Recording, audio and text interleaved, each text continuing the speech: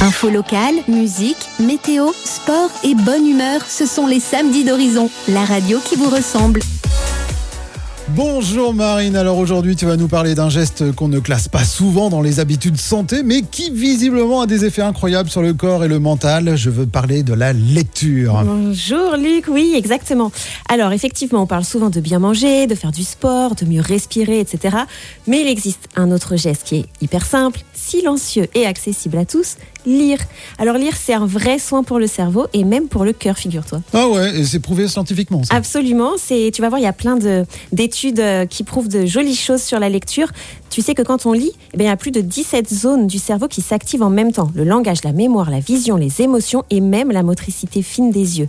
Notre cerveau, en fait, il ne fait pas que lire des mots, il vit des histoires. Et on appelle ça la simulation incarnée. Les zones cérébrales qui s'activent quand on lit une scène, c'est les mêmes zones que si on vivait la scène réellement. C'est un peu comme voyager sans bouger finalement. Exactement, c'est tout à fait ça. C'est ce qui stimule notre empathie aussi, notre créativité et notre intelligence émotionnelle. Il y a une étude qui a été publiée en 2024, c'est hyper récent, et qui montre que lire de la fiction améliore la capacité à comprendre les pensées et les émotions des autres. Ça, c'est ce qu'on appelle la théorie de l'esprit. Et chez les enfants, j'imagine que les bénéfices sont encore plus marqués. Ah, absolument, tout à fait. Lire ou bien se faire lire une histoire pour les enfants chaque jour renforce les connexions entre les deux hémisphères du cerveau. Donc ça améliore le langage, la mémoire, la concentration. Et puis il y a une étude américaine qui a montré que 15 minutes de lecture par jour multiplié par 5, c'est énorme, le vocabulaire à l'entrée à l'école.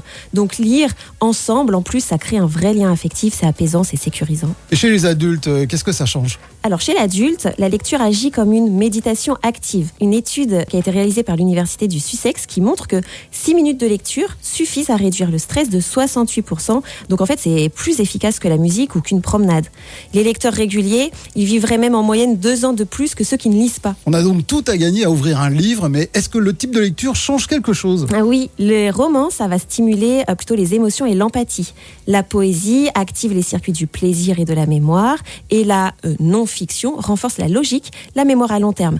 Et pour la forme, la lecture sur papier, ça reste quand même meilleur pour le sommeil, pour la détente et la concentration. Donc en résumé, lire, c'est nourrir son esprit, mais aussi sa santé. Exactement. Lire, ça stimule le cerveau, ça apaise le cœur et ça apaise le corps. Oh, j'ai fait des lapsus. Et ça ouvre le cœur. C'est un soin qui est invisible, un soin du mental, de la mémoire et même de l'âme. Alors, ce soir, avant de scroller sur votre téléphone, ouvrez un roman, un poème ou lisez même une simple page. Prenez ce temps pour vous et respirez un peu de calme. Merci Marine, voilà une belle ordonnance, un livre par jour pour rester en forme et garder le sourire. Oui, c'est ça Luc. Et pour d'autres conseils bien-être santé, on se retrouve sur mon Instagram, marine.godin. Bonne lecture à tous. Les samedis d'Horizon, la radio qui vous ressemble.